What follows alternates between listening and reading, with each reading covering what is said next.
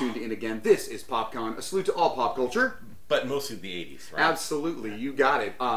If you like having Antenna, Cozy, or Me TV in the background while you do your chores, you've come to the right place. I'm Victor, your host, and I'm joined by a successful wedding DJ and classic creative entrepreneur, Chuck Johnson. Hey Chuck, how you doing? Hey, good. How are you? Good. So, you excited to be here? Thank you for having me. I appreciate it. Why'd you say yes? Well, you know, you kept bugging me. No, I'm just kidding. Exactly, no. We go back, I don't know, what, 20, 30 years? 92? Yeah, 30 years. 30 He's years. actually going to be my wedding DJ, so that'll be pretty exciting. And this is his test, really. It's an audition.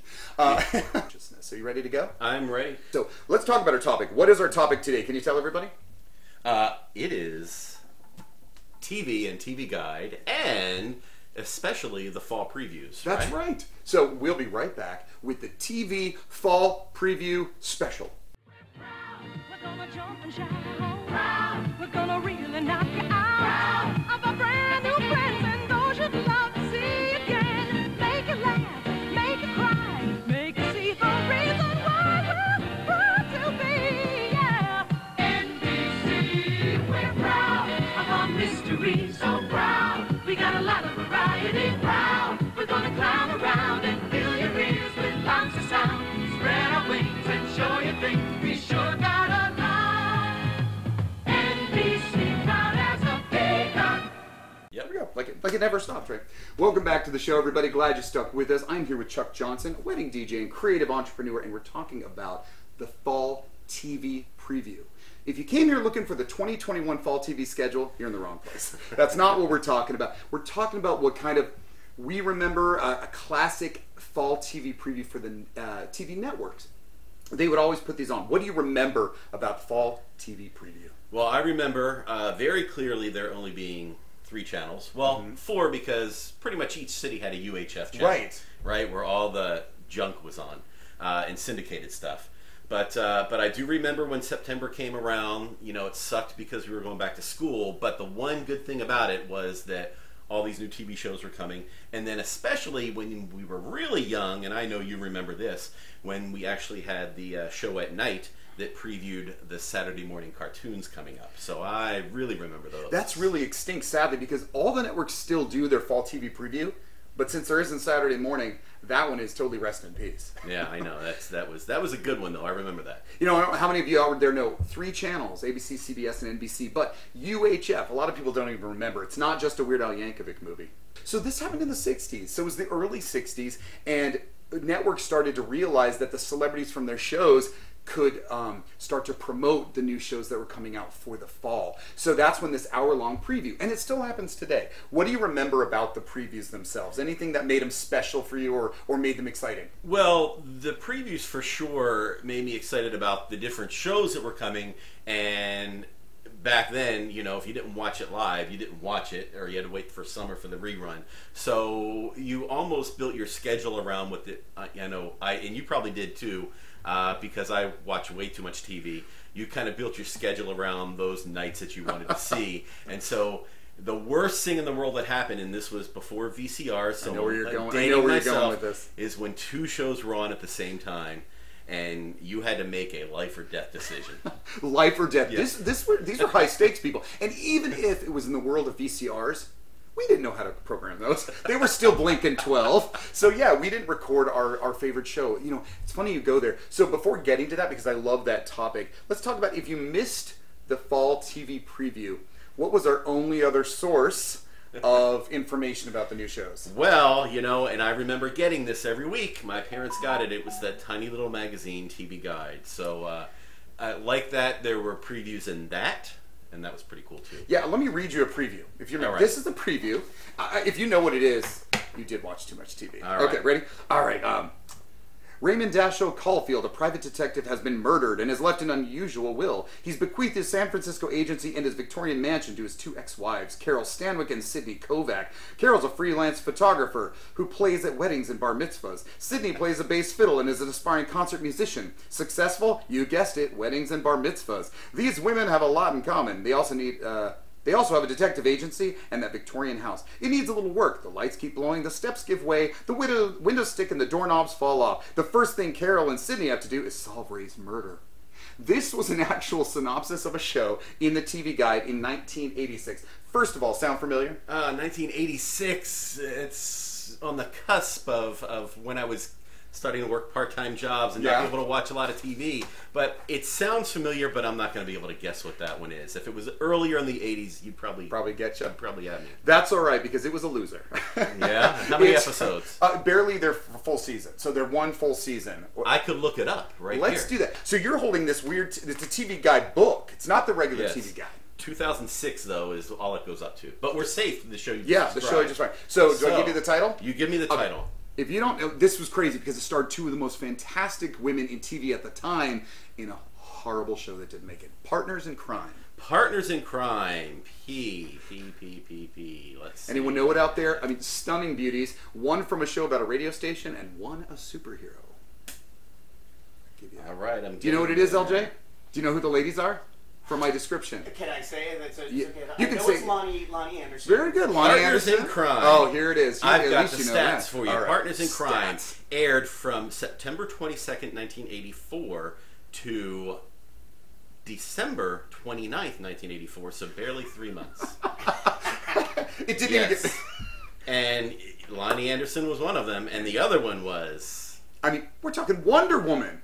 Linda Carter. Right. Yeah, but you got it. Yeah, our producer over there, he knew Lonnie Anderson from WKRP. She was an excellent cast member to that show. Linda Carter, of course, coming off of her show Wonder Woman, which was very successful, but doesn't always prove that the show is going to be, does it? 3 months. That's 3 months. Yeah, not good. Usually a season would run from that fall till about March, April at least of the next year. Now, sometimes if a show didn't go, a mid-season replacement came, but absolutely that.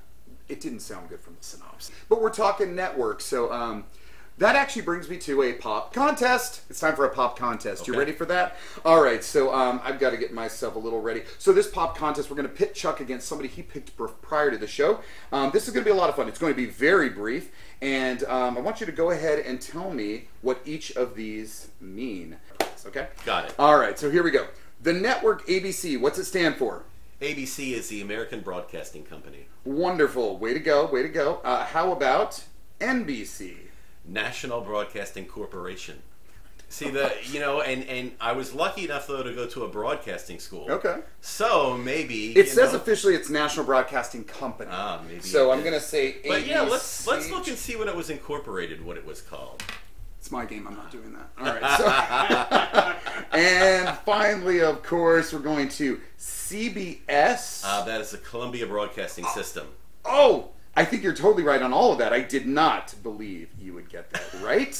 But you did go. So CBS. And Victor. Yes. I'm going to interrupt you again. Do you know there was a fourth network in the 50s? In the 50s. Fourth network. Was it one of those that was named after like a product, like the Folgers channel or something? No, I don't think it was a product, but it was not a three... I'm going to know it. I'm going to know it. It was not a 3-digit acronym. So this is a good one. It had a name. It had an official name. Yes, it had a name. Right? So, hold on. I can hear people in the 50s saying this. Yes. And it didn't happen again until the late 80s when the Fox network became the fourth network. Yeah. But for the longest time, from the 60s through the 80s, there were only 3. But in the 50s, there was the DuMont network. DuMont. I knew. I was like, that's why I think I thought it was a product, because I thought DuPont, but DuMont. Yeah, and it was in my head going, it was. So that's very funny. That's great. So it didn't last that long, and you're right. I was going to get to Fox. He's doing my history, people. This is good. Listen up. Sorry. Fox. What year did it debut? I would say that would have to be. It was either 87 or 88. You got it. 87. They only had one night of programming. Tracy Ullman. Tracy Ullman, and then they debuted. Married with Children. They gave birth to that. Yes. So that was their win. But they only had one night of programming. You think ABC, CBS, and NBC have been there forever. All right. So I'm going to do a bonus, though. What does PBS stand for? PBS is the Public Broadcasting System. Service. Oh, so I'm going to say no. You don't get it. All right. Bonus. After Fox in 87, another network channel is alive today. And it comes from 2 defunct ones from the 90s. I will say the 2 defunct ones are the WB Yep. And the UPN network. Very good. And they are now... And they are now the CW. Home of Archie, Riverdale, and any other bad DC show. Yeah, you did pretty good. I'm going to say that for the... You got 2. You got the bonus actually right. So I'm going to give you 3 points for that because I'll ask the same bonus. All right. We are going to go ahead and call. Earlier he picked to call his friend Paula.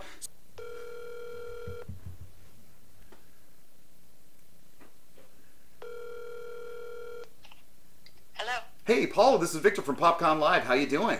I'm good. How are you? I'm glad you answered it. I'm here with Chuck, and he named you as someone that we could quick do a pop contest with and test your knowledge of some TV trivia. Are you ready? I am ready. Wonderful. He, I think, got a total of 2.5 points, to be honest. Okay. Not very good. Are you ready? What does ABC stand for?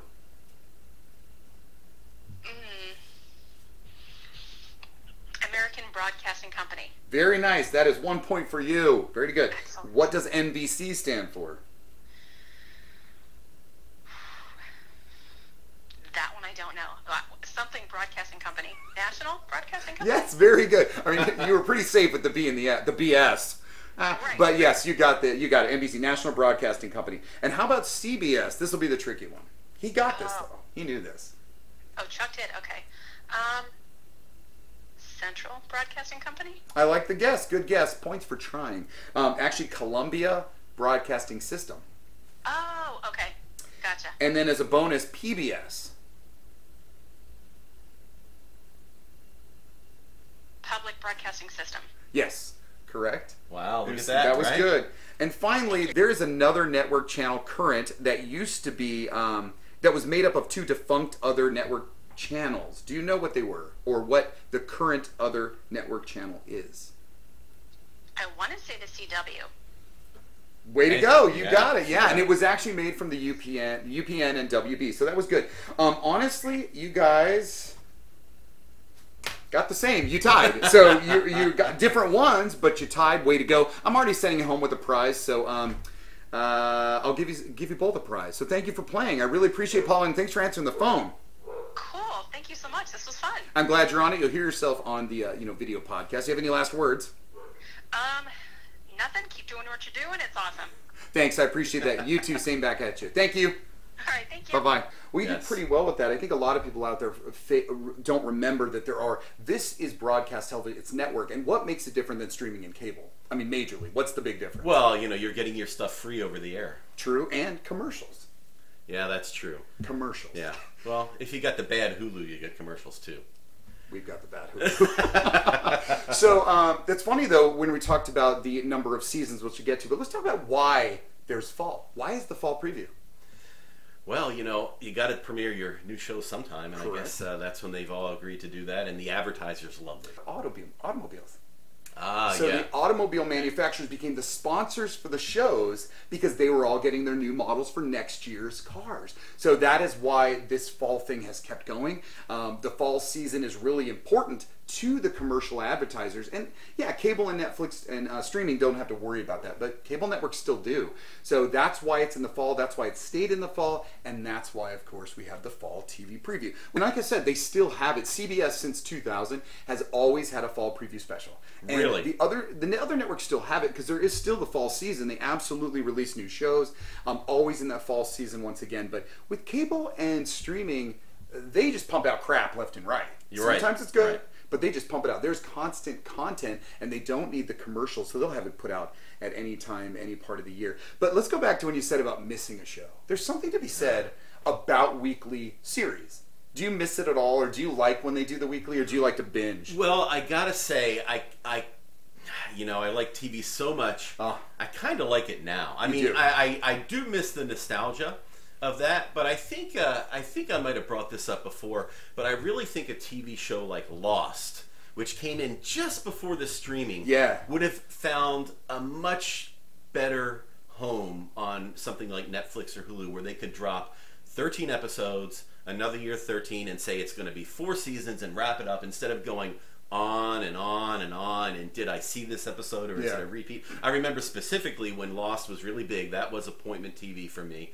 I watched it when it came on, but then you'd go to watch it and it would be a rerun.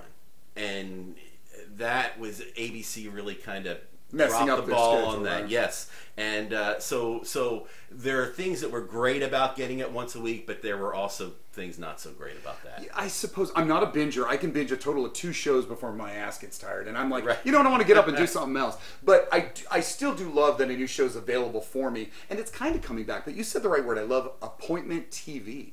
Yes. When we were younger, the idea that you had a certain show on a certain night, and if it wasn't that night, there was another show on another night. What that created was community, though. What did having weekly shows do for you when you went to work or school? Well, you know, the big thing was, of course, what you could talk about the next day. Correct. Right? Without Absolutely. water cooler stuff. And spoilers didn't effing matter. No, because nobody knew what was happening. I mean, nobody knew who shot JR until we knew who shot Correct. JR. But you were able to talk about it all Yes. together, so there was no spoiler about it. And then when it happened, everybody knew at one time. So there was a sense of community being built when you shared it, the water cooler at work or on the recess at school about your favorite show and what happened. And I like that anticipatory weekly anticipation. That's how my show is, so you're just going to have to wait. So every week we got this coming out. Hope you're sticking with us here. I think that to me was important, that you were able to talk about it. And if you missed it, you had to rely. I had to Chuck, what happened last night? Oh, man, I know. You had to figure it out and then hope to God you were home in the summer when the rerun came on. And you couldn't even guarantee a rerun. In a rerun, people, that's when they repeated it in the lesser season. So reruns, if they came back, but you would still need that tool to help you. Yeah. Because if you wanted to find that rerun during the summer, you might need to look it up in the TV guide. So, yeah, that was tough. So spoilers were not even a thing. We didn't even use that term. You had to figure out what happened last night on the show. And people would tell you it's just the way it was, and we liked it. So, yeah, TV guide would also come out in the fall for... with a huge fat, not the big double issue, and it would give all the synopsises of the shows that were coming and your favorites that were coming back. But what it didn't do, and I'm still to this day sometimes confused as a kid, it wouldn't show you or tell you what shows weren't coming back. Did you ever have a favorite show that didn't return? And then nobody knew what happened. It just got canceled. It just got canceled. We didn't know. And that's funny because I remember the only way I'd learn it was I would tune in to the time in the day and be like, what's this crap? And then eventually your mind got distracted into that show or some other show. Because, yeah, you would not know a show got canceled because the previews in TV Guide and the special on the network, they wouldn't show you what was canceled. It just wouldn't show up again. And you were kind of missing your old friends, like, oh, they're gone. I like that. So there were great shows we loved. And they were never meant to be eaten up later in life. They were just going to end and they were done. Right. But they never had closure, and you wanted to know what happened to these people. And nowadays, that is something I do like about what happens in streaming, but network's getting a lot of that as well, allowing someone to have a final episode. Or sometimes you wish the final episode would come a little bit earlier, right? Oh, yeah. Because nobody wanted to see Laverne and Shirley move to California. I mean, not even Shirley. She left. It's funny. We'll talk about Jump the Shark on a totally another episode. Okay. So, those TV preview specials, they came with a theme song a lot. Do you remember that? I really remember the Saturday morning primetime specials more than the fall TV specials. But I bet if you play me a clip, I will. It will bring back that motor memory. Right? Let's see. All right, you guys, take a look at this fall promo. A little bit of their theme song.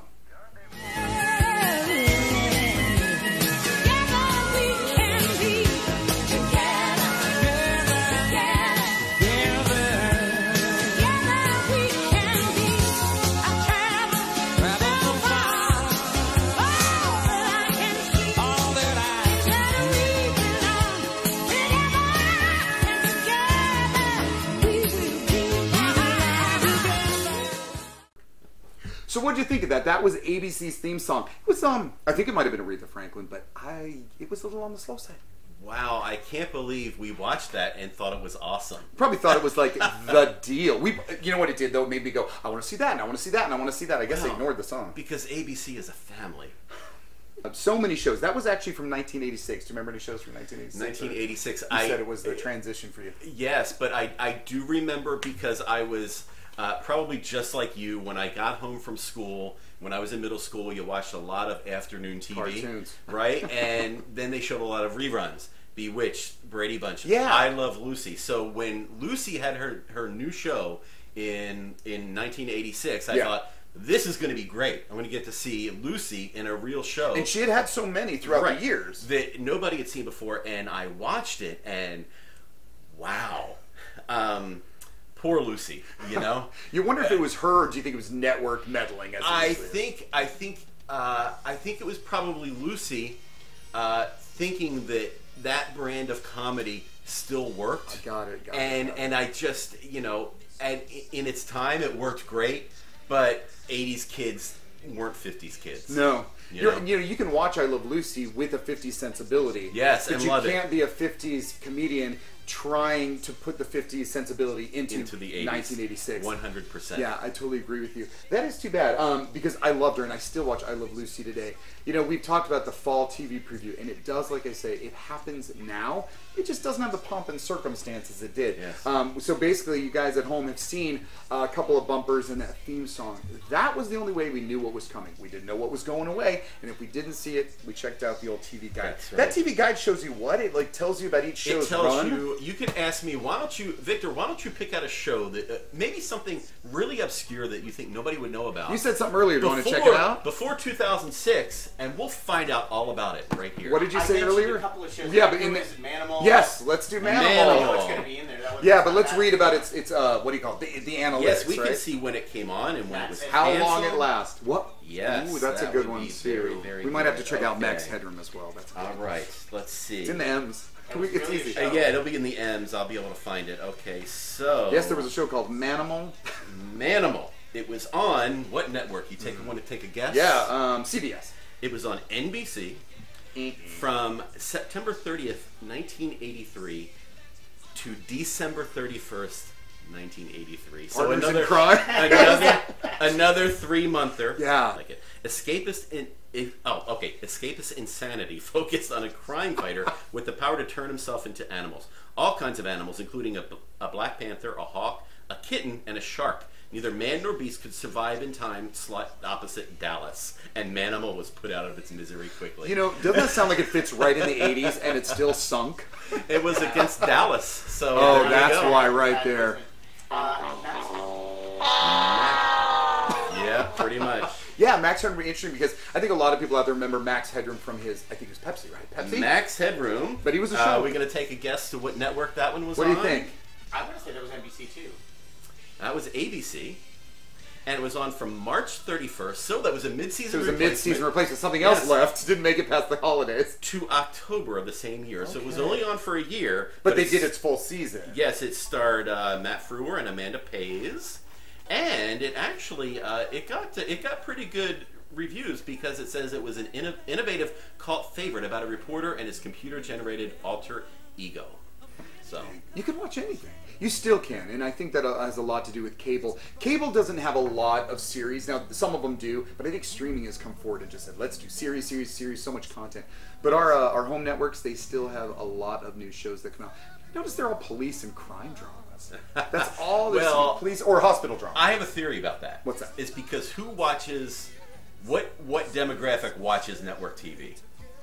You know, a little bit older, maybe a little bit older than us. Yeah, a little bit older. And the good old reliable Murder She Wrotes that are updated for the 2000s. That's right? true. You've got how many different FBI shows you got on? You know, And FBI. and the NCIS and the FBI, they all have Yes. different versions, right? Yeah. It's almost like they're like this version of. And I think on NBC on Wednesdays, everything is based in Chicago, right? There are Chicago Med, Chicago Fire, and Chicago PD. I think. There That's you go. insane. Network You've got a TV. theme night Oh, going You have on. a theme.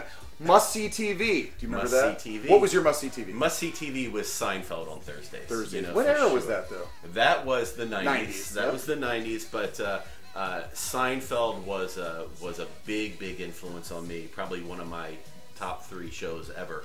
But that was the era of Friends as well. You're right. No, that was And that was a kind of a new regime because must see TV in the '80s was definitely Thursday night with the Cosby Show, right? Oh, Or can I say- Friday night was Cheers. TGIF. Right? Cheers, yeah, TGIF. So those were branded names for. I mean, the networks were vying for our TVIs, and we didn't have streaming. Couldn't go back and watch. We'd have to wait for those reruns. So they put their best stuff in these bulks, and so TGIF was Friday night. Don't know what channel that was, but NBC definitely was.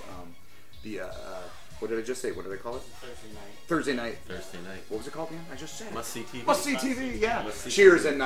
and I think Night Court ended that night. Yeah. So speaking of ending, we're going to end on a final activity where it's called Classic or Current.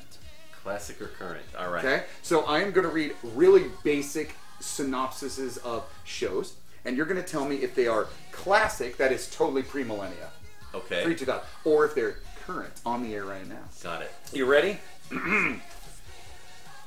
The series follows 5 young nurses working on the front lines of St. Mary's Hospital, dedicating their lives to helping others while figuring out how to help themselves.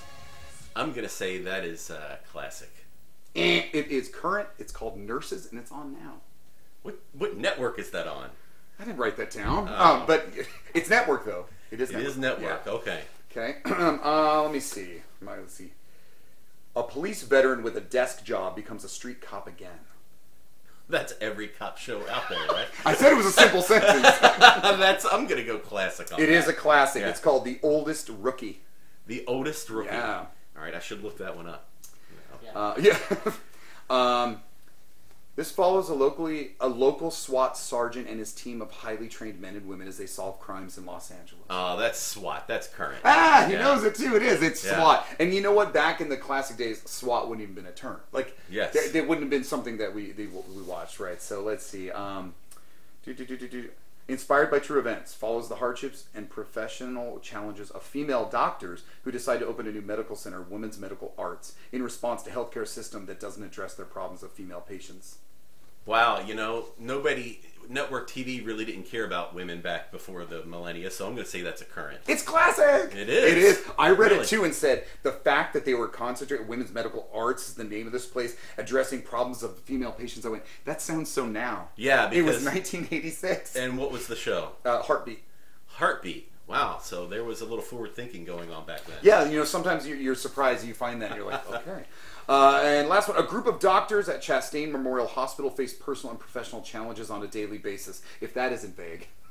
Chastain, that's the giveaway, but I'm going to draw a blank there because I never watched medical shows even back then. Medical and crime dramas are all over network for sure. It's a current show called The Resident. The Resident. Yeah. Okay. Yeah, so it's interesting. I was looking, it was hard to find, like when you read Partners in Crime synopsis, you were like, oh, that's old. Yes. You were not confusing it. Yes. But when you look at the network's crime or police drama and their all these hospital dramas, a lot of them are very, they could be balanced between what the about, eras. Victor, what about, we kind of mentioned this, and you're the expert, so why don't you tell me if you know of any significant shows, whether they were classic or current, that they were the first in doing something socially interesting, like the first major gay character, or the first major woman character or the first major black character. Well, what do you know about that? I know about, so for black, I know that a nurse, Diane Carroll, she starred in, it wasn't called Nurse, oh God, Room something. It's Room something. It's in a number.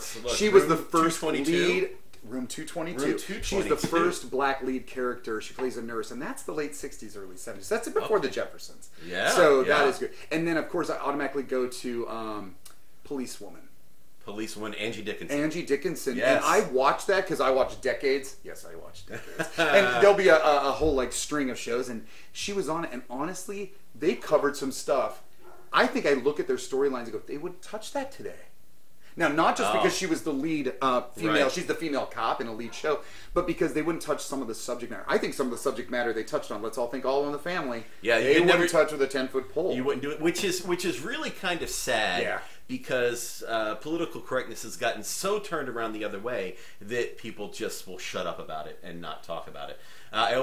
Those things brought it to light. I always think about All in the Family. Everybody could joke about everything, and it was all right. And look, the Jeffersons were this awesome, successful spin-off of a character that was totally belittled by All in the Family. Yes. So there was equal footing for everybody. Yeah. But that is a subject for another show. Have you had fun on the show today? I had fun on the show. We are going to give you a prize, something from Collection 82. That is our sister brand. It is a graphic design and illustration company by yours truly. So see the link. Should we check that out on Redbubble? Absolutely. Okay. There'll be a link in the description to it, folks. Also, and you'll see a piece of the artwork right up there. So I'm glad you came. Sorry, I'm glad you had fun, but it's over.